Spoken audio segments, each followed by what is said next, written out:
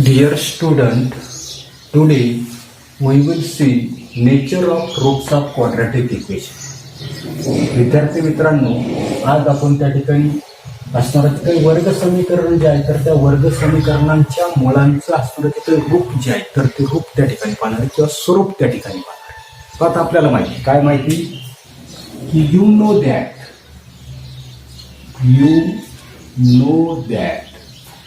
काय माहित आहे x is equal to minus b plus or minus under root b square minus 4ac upon 2a are the roots of quadratic equation. Which quadratic equation? ax square plus bx plus c is equal to 0. की आपल्याला माहिती काय माहिती आहे की x बरोबर वजा b अधिक वजा वर्गमुळामध्ये b वर्ग वजा 4ac भागिले 2 हे कशाचं तर ax वर्ग अधिक bx अधिक c हे जे काही वर्ग समीकरण जे आहे तर त्या वर्ग समीकरणाची ज्या ठिकाणी मूळ त्या ठिकाणी असणार आहे बरोबर. मग आता याच्यामध्ये आपल्याला तीन कंडिशन जे आहे तर त्या तीन कंडिशनचा विचार जो आहे तर तो विचार त्या ठिकाणी करायचा. आता मागच्या व्हिडिओमध्ये आपण पाहिलं की जर या ठिकाणी आपल्या लक्षात येतं नसतंय की बी स्क्वेअर मायनस 4ac याची व्हॅल्यू जी आहे तर ती व्हॅल्यू जर 0 जर असेल तर काय होतंय की पहिलं if b square minus 4ac is equal to 0 याच्यामध्ये बी वर्ग वजा 4ac ची असणारी काही किंमत जी आहे तर ती किंमत जर त्या ठिकाणी 0 त्या ठिकाणी जर असेल किंवा 0 जर आली तर काय होईल पहा देन त्याची किंमत 0 त्या ठिकाणी आली तर काय होईल x is equal to minus b plus or minus under याची व्हॅल्यू किती आली तर त्या ठिकाणी 0 त्या ठिकाणी आली बरोबर. आता 0 जर याची जर असणारी काही व्हॅल्यू जी आहे तर ती व्हॅल्यू त्या ठिकाणी 0 आहे आणि 0चं स्क्वेअर रूट त्या ठिकाणी 0च असणार बरोबर. डिव्हायडेड बाय 2 या ठिकाणी काय केलंय याची किंमत 0 टाकली 0चं स्क्वेअर रूट त्या ठिकाणी 0 आलं आपण 2 म्हणजे हेच इक्वेशन जे आहे तर ते इक्वेशन आपण अशा पद्धतीने लिहू शकतो की x is equal to minus b plus or minus 0 upon 2 लिहिला काय नाही लिहिला काहीच फरक पडत म्हणजे या ठिकाणी आपल्याला लक्षात येतच की या ठिकाणी बी स्क्वेअर मायनस 4ac ची किंमत जर 0 जर आली तर मागच्या व्हिडिओमध्ये आपण पाहिलं होतं की या ठिकाणी याचे असणारे जे काही रूट्स जे आहेत तर ते रूट्स त्या ठिकाणी रिअल असतात आणि इक्वल असतात. मागच्या व्हिडिओमधलं तुम्हाला आठवत असेल तर 2 व्हॅल्यू आपल्याला मिळाल्या होत्या -3 त्या -3 म्हणजे ही जी काही संख्या जी आहे तर ती वास्तव संख्या आणि इक्वल आहे आणि म्हणून या ठिकाणी आपल्याला लिहिता येईल पहा ह्याच्या बाबतीमध्ये if b square minus 4ac is equal to 0 then आपल्याला त्या ठिकाणी म्हणता येईल the roots are real and equal. हे सेंटेन्स जे आहे तर ते हे सेंटेन्स त्या ठिकाणी काय असणार आहे महत्वाचं त्या ठिकाणी असणार की बी स्क्वेअर मायनस 4ac ची व्हॅल्यू जर त्या ठिकाणी 0 जर असेल तर त्याची मुळे जी आहे तर ती मुळे कशी असणार आहे वास्तव आणि कशी असणार आहे समान त्या ठिकाणी असणार. याच्यानंतर पुढे पहा दुसरी कंडिशनचा विचार करायचा आपल्याला if b square minus 4ac greater than 0 याची जी असणारी काही किंमत जी आहे तर ती किंमत त्या ठिकाणी 0पेक्षा जास्त आहे.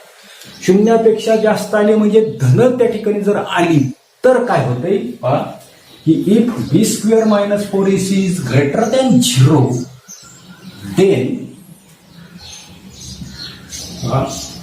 x इज इक्वल टू काय लिहिता येईल आपल्याला minus b plus or minus under root b square minus 4ac divided by 2a म्हणजे याची जी काही किंमत जी आहे बी वर्ग वजा 4ac ची किंमत त्या ठिकाणी धन आहे.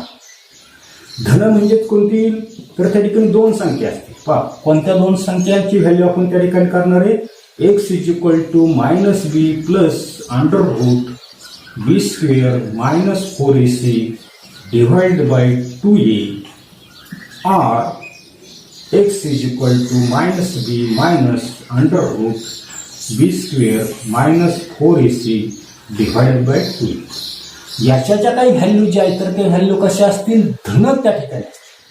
मात्र याच्या व्हॅल्यू जर त्या ठिकाणी धन जर त्या ठिकाणी जर आल्या तर पुन्हा आपल्याला सांगता येईल की याचे असणारे जे काही रूट्स जे आहेत तर ते रिअल्स आणि अनइक्वल असते, ते असमान त्या ठिकाणी असते. आणि म्हणून या ठिकाणी आपल्याला सांगता येईल therefore the roots are real and unequal.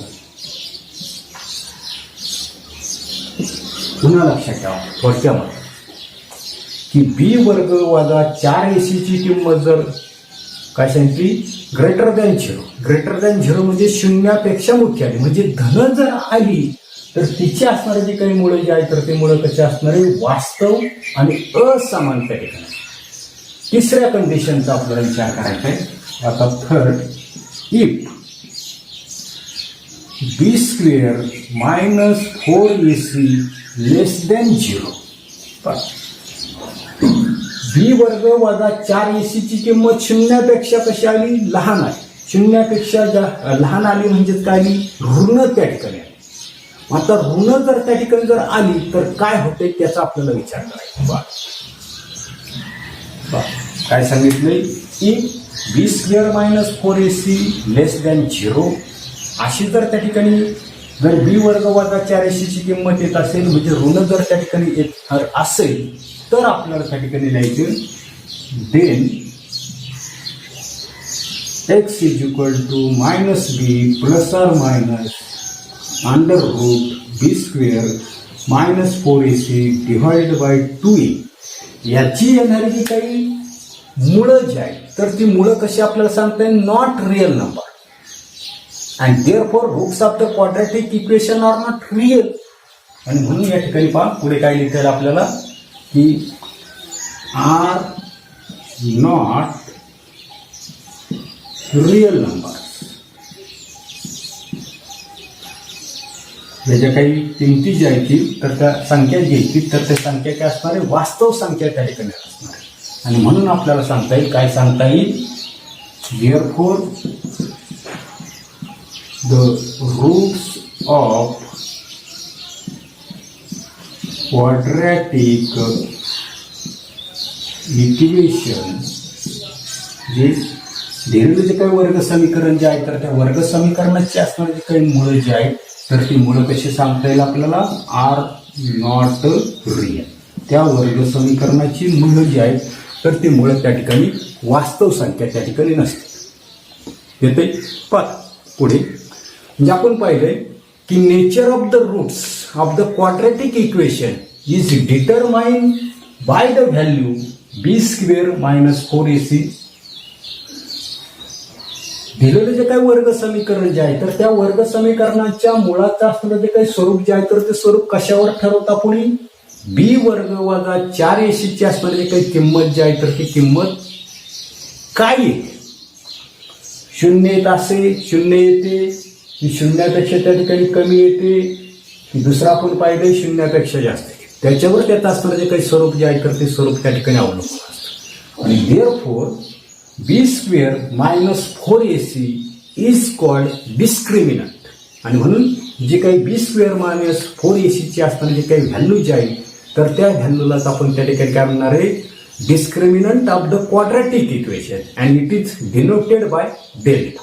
येते का, तेच आपल्याला त्या ठिकाणी मी फळ्यावर घेतोय.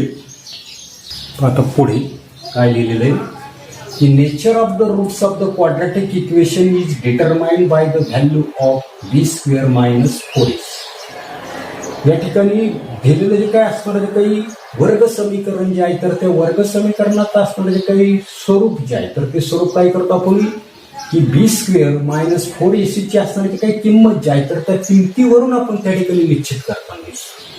Therefore, b square minus 4ac is called the discriminant, that is विवेचक, मराठीमध्ये त्याला विवेचक म्हणतात, of a quadratic equation is denoted by Greek letter delta.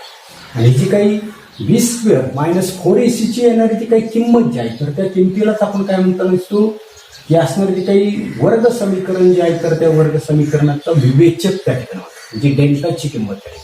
आणि ही जी काही डेल्टा जो आहे तर तो डेल्टा त्या ठिकाणी ग्रीक लेटर त्या ठिकाणी आहे आणि त्या ग्रीक लेटर म्हणजे या ठिकाणी पहा की बी स्क्वेअर जो आहे बी स्क्वेअर मायनस 4ac याची जी काही व्हॅल्यू जी आहे तर ती व्हॅल्यू कशाने दाखवता कोणी डेल्टा जे काही अक्षर जे आहे तर त्या अक्षराने. पुन्हा एकदा त्या ठिकाणी थोडक्यामध्ये लक्षात ठेवा की बी स्क्वेअर मायनस 4ac ची असणारे जे काही व्हॅल्यू जी आहे तर ती व्हॅल्यू जर त्या ठिकाणी 0 जर त्या ठिकाणी आहे तर आपल्या लक्षात येता नसते रूट्स कसे असतात रिअल आणि इक्वल त्या ठिकाणी असतात म्हणजे वास्तव आणि समान असतात. जर त्या ठिकाणी डेल्टाची किंमत म्हणजे बी स्क्वेअर मायनस 4ac ची किंमत कशी आली ग्रेटर दॅन 0 धन त्या ठिकाणी आहे. धन आली तर आपण पाहिजे काय येतं नसते त्याची असणारे जे काही मुळं जे आहे तर ते मुळं कसे असतात वास्तव आणि असमान. तिसरी कंडिशन आपण पाहिली की बी स्क्वेअर मायनस 4ac म्हणजे डेल्टाची असणारी जी काही किंमत जी आहे तर ती लेस दॅन 0 आली. लेस दॅन 0 म्हणजे ऋण त्या ठिकाणी आली. ऋण जर आली तर आपण म्हणणार आहे ते काय म्हणणार आहे तर नॉट रिअल नंबर किंवा त्या ठिकाणी roots of the equation are not real number. आणि याच्यावर आधारित आपल्याला त्या ठिकाणी पुढील भाग जो आहे तर तो पुढील भाग त्या ठिकाणी पाहायचा आहे. याच्यासाठी आपल्याला पेज नंबर 44 वर एक ऍक्टिव्हिटी दिलेली ती आपल्याला त्या ठिकाणी सोडवायची. पुढे आता पुढे ऍक्टिव्हिटी आपल्याला दिलेली पेज नंबर 44 वर की fill in the blanks value of the discriminant म्हणजे बी स्क्वेअर मायनस 4ac किंवा डेल्टाची व्हॅल्यू आपल्याला या ठिकाणी दिलेली आणि नेचर ऑफ द रूट्स त्या ठिकाणी विचारली. तर त्या ठिकाणी व्हॅल्यू ऑफ डिस्क्रिमिनंट विवेचक जे आहे तर त्या विवेचकाची किंवा डेल्टाची किंमत त्या ठिकाणी 50 दिली. तर 50 दिले म्हणजे त्या ठिकाणी काय दिलेली की बी स्क्वेअर मायनस 4ac ची असणारी जे काही किंमत जी आहे तर ती ग्रेटर दॅन काय सांगता येईल की बी स्क्वेअर मायनस 4ac ची व्हॅल्यू जी आहे तर ती ग्रेटर दॅन 0 घे. ग्रेटर दॅन 0 जर असेल तर याच्या असताना जे काही नेचर ऑफ द रूट्स जे आहे तर ते कसं असणार आहे तर त्या ठिकाणी आपल्याला लिहिता येईल की रिअल अँड अनइक्वल. काय सांगते मी या ठिकाणी सर्वसाधारणपणे रिअल आणि इक्वल त्या ठिकाणी असेल जी याची जी काही किंमत जी आहे तर ती ग्रेटर दॅन 0 50 आहे म्हणजे धन आहे. आणि म्हणून याची असणारी जी काही मुळं जी आहे तर ती मुळं त्या ठिकाणी वास्तव आणि समान त्या ठिकाणी असते. बरोबर. आता या ठिकाणी नेमकं काय सांगतोय तर त्याच्यामध्येच आपली त्या ठिकाणी चूक होताना दिसते. तर या ठिकाणी रिअल आणि अनइक्वल असायला पाहिजे. या ठिकाणी कन्फ्युजन होते. याची जी काही मुळं जी आहे तर ती मुळं त्या ठिकाणी रिअल आणि अनइक्वल असेल.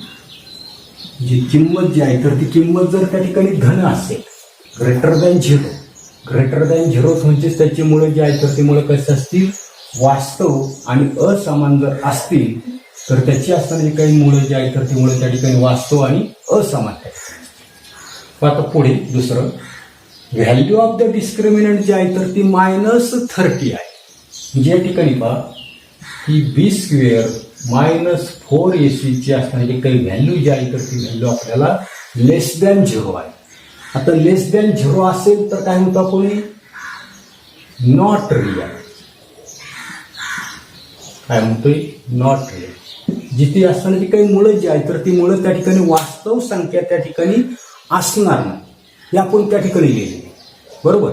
कशी असतील तर ती वास्तव संख्या असणार नाही आणि म्हणून या ठिकाणी पुढे आपण त्या ठिकाणी लिहू शकतो त्याचे नेचर ऑफ द रूट्स जे आहे तर ते काय म्हणता येईल आपल्याला नॉट रिअल वास्तव संख्या त्या ठिकाणी असणार. आणि थर्ड आपल्याला दिलेले की व्हॅल्यू ऑफ द डिस्क्रिमिनंट किती दिलेले 0 ते आपण पाहिलेले सुरुवातीला की b square minus 4ac is equal to 0 असेल तर नेचर ऑफ द रूट्स आपल्याला माहिती कसं असते रिअल अँड इक्वल त्या ठिकाणी असणार म्हणजेच वास्तव आणि समान त्या ठिकाणी असणार आहे. आणि म्हणून इथे आपल्याला लिहिता येईल रिअल अँड इक्वल.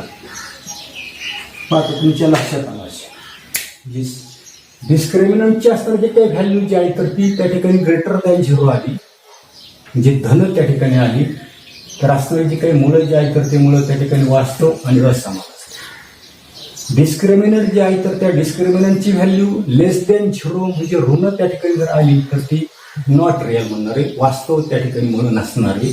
आणि डिस्क्रिमिनंटची असणारी काही व्हॅल्यू जी आहे तर ती व्हॅल्यू त्या ठिकाणी 0 जर आली तर ते आपण म्हणणार आहे रिअल अँड इक्वल म्हणजे वास्तव आणि असमान त्या ठिकाणी म्हणणार आहे.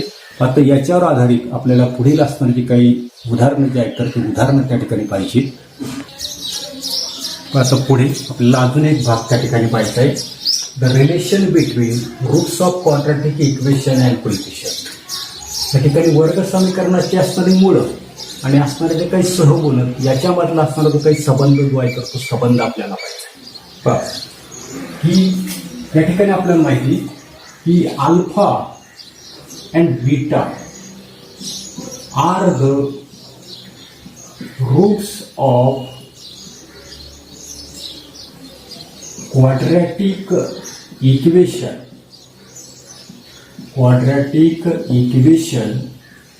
x square plus bx plus c is equal to 0.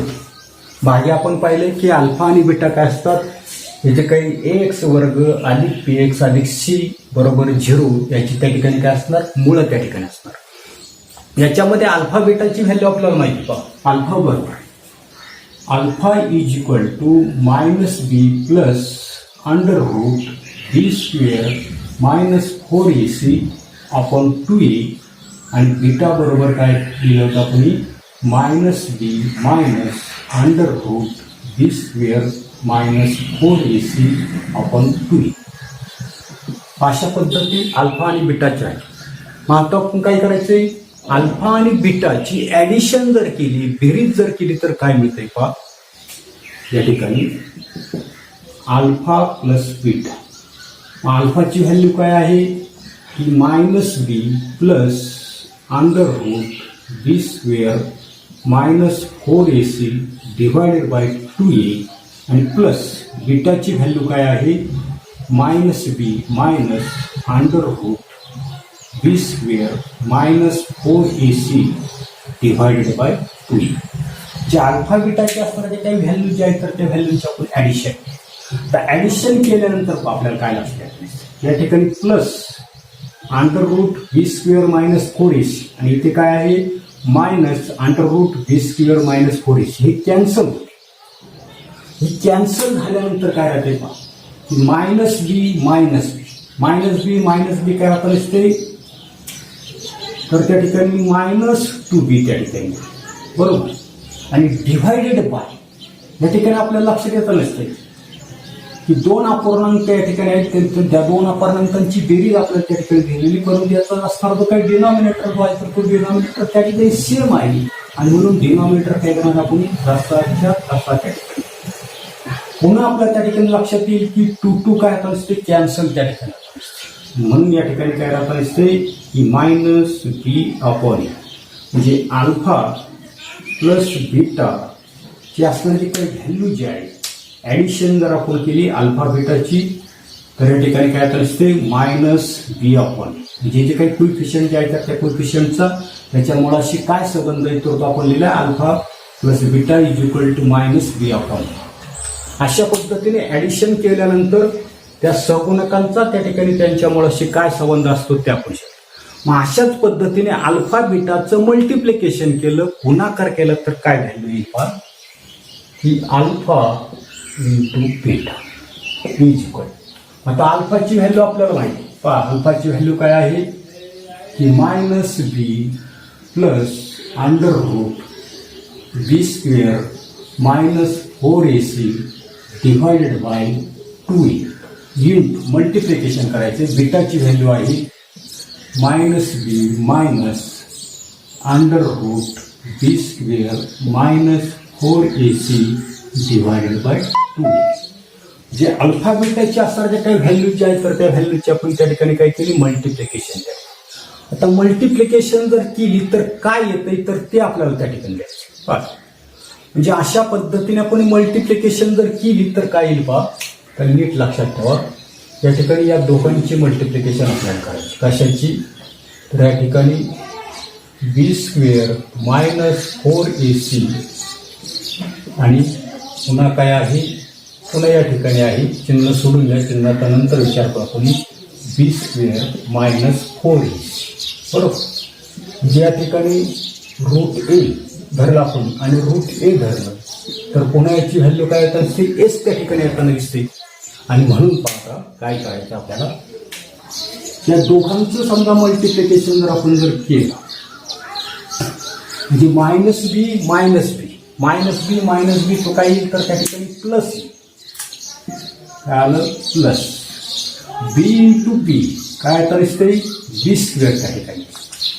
त्याच्यानंतर पुढे या दोघांची मल्टिप्लिकेशन आपल्याला त्या ठिकाणी करायची. आता या दोघांची मल्टिप्लिकेशन आपण या ठिकाणी केलेली आहे. असं जर केलं तर पुन्हा तीच संख्या येते म्हणजे हीच आपल्याला त्या ठिकाणी काय करावी लिहावी त्या ठिकाणी बरोबर. आणि म्हणून या ठिकाणी मायनस म्हणतो मी पहिलं साईन आणि ते काय येणार आहे तीच संख्या लिहायची म्हणजे काय लिहायची की बी स्क्वेअर मायनस 4ac.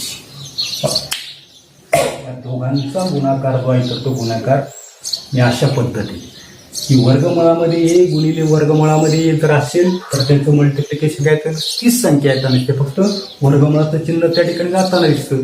तेच मी या ठिकाणी लिहिलेले वर्गमुळाचं चिन्ह काय केलेले काढून त्या ठिकाणी टाकले. त्याच्यानंतर पुढे किंवा एक स्टेप मला त्या ठिकाणी अजून वाढत नाही. प्रत्यक्ष मी काय करतो तर त्या दोघांचा असताना काही गुणाकार जो आहे तर तो गुणाकार मी काय करू शकतो तर त्या ठिकाणी दाखवू शकतो येते किंवा असंही डायरेक्ट केलं तरी काही प्रॉब्लेम नाही.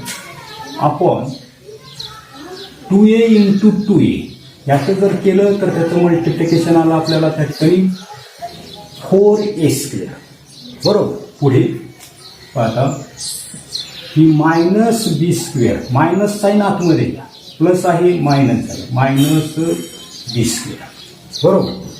आता त्या ठिकाणी सॉरी मुळात त्या ठिकाणी पहिलंच प्लस आहे बी स्क्वेअर मायनस साईन आतमध्ये घेतलं मायनस बी स्क्वेअर मायनस मायनस काय झालं plus 4ac divided bye 4a square. पुन्हा आपल्या लक्षात येतं नसते की प्लस बी स्क्वेअर मायनस बी स्क्वेअर कॅन्सल झाले म्हणजेच काय राहिले 4ac divided bye 4a square. पुन्हा 4 त्या ठिकाणी कॅन्सल झाले. एने काय केलं ए स्क्वेअरला डिवाइड केलं तर पुन्हा ए राहिले म्हणजे काय राहिले सी अपॉन म्हणजे अल्फा बीटा दोन्ही रूट्स जे आहेत तर त्या दोन्ही रूट्सचं त्या ठिकाणी मल्टिप्लिकेशन जर केलं तर कोइफिशियंटचा काय संबंध येतो आपल्याला तर त्या ठिकाणी सी अपॉन ए काय संबंध आला सी अपॉन ए. म्हणजे अशा पद्धतीने त्याची मुळं आणि त्याचं सहगुणक याची जर ॲडिशन केली तर काय दिसते मायनस बी अपॉन याची त्या ठिकाणी आपण काय केली तर त्या ठिकाणी मल्टिप्लिकेशन केल्यानंतर काय दिसते सी अपॉन ए. अशा पद्धतीचा असणारा जो काही संबंध जो आहे तर तो संबंध आपल्याला त्या ठिकाणी लक्षात येताना दिसतो. याच्यानंतर पुढे आता आपण जे काही शिकलो ते पुन्हा एकदा ठिकाणी आपल्याला काय करायचे रिमेंबर करायचे पुन्हा आठवायचे. If alpha and beta are the roots of quadratic equation ax square plus bx plus c is equal to 0.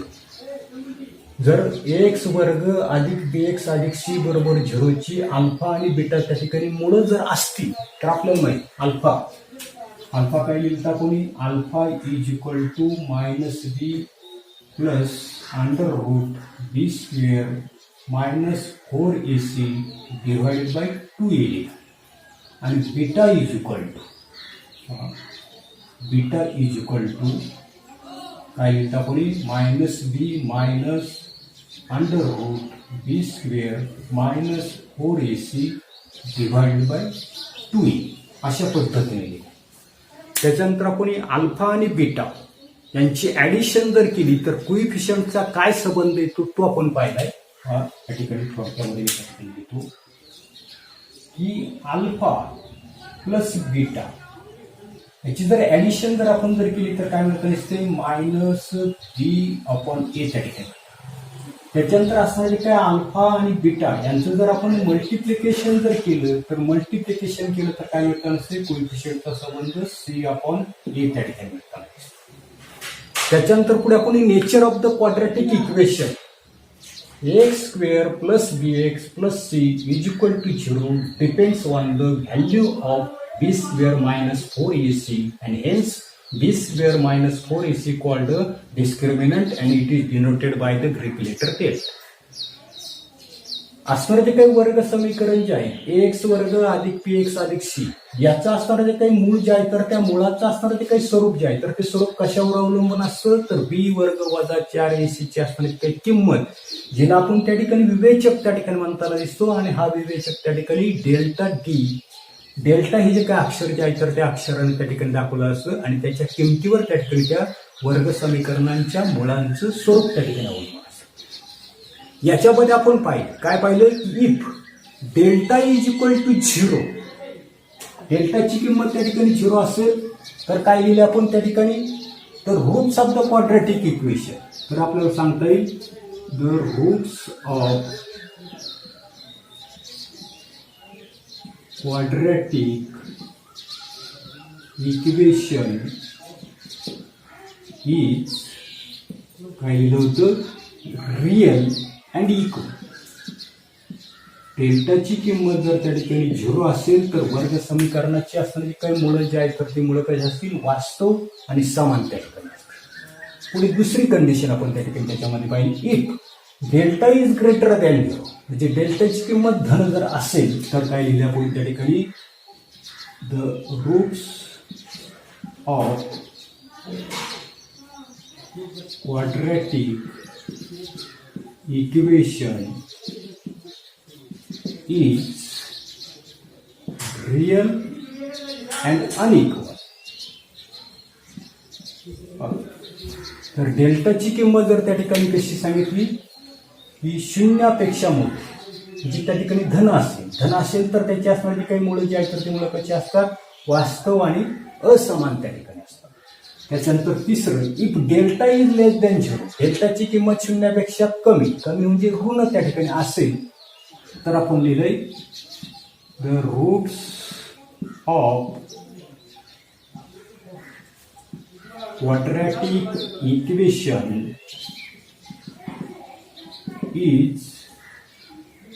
Equation are not real तर ती मात्र त्या ठिकाणी वास्तव संख्या असत. शेवट आपल्याला पाहिजे the quadratic equation whose roots are alpha and beta म्हणजे अशा प्रकारचं वर्ग समीकरण की ज्या वर्ग समीकरणाची असणारी काही मुळं जी आहेत तर ती मुळं काय अल्फा आणि बीटा आहेत. अल्फा आणि बीटा जर असेल तर पहा कशा पद्धतीचं त्याचं स्वरूप त्या ठिकाणी असतं तर ते आपल्याला त्या ठिकाणी लिहिता येईल. तर काय लिहिता येईल पहा x square minus into bracket alpha plus beta plus alpha beta is equal to 0 असं त्याचं असणारं जे काही स्वरूप जे आहे तर ते स्वरूप त्या ठिकाणी असते. आता एवढ्यावर आधारित असणारे जे काही प्रॉब्लेम्स जे आहेत तर ते प्रॉब्लेम्स आपण पुढील व्हिडिओमध्ये त्या ठिकाणी पाहणार आहोत. धन्यवाद.